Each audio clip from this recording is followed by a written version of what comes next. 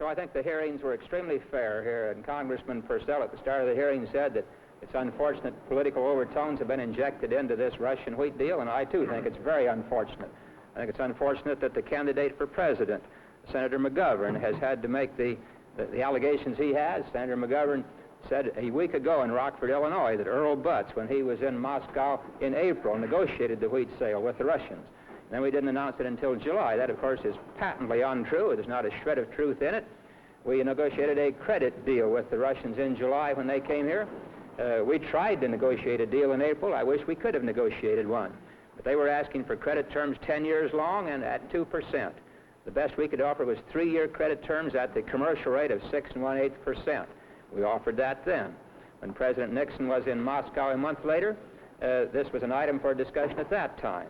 And the Russians still tried to get long credit terms. When they came to us in late June and early July, they accepted what we offered in the first place. And that's when negotiations began in earnest.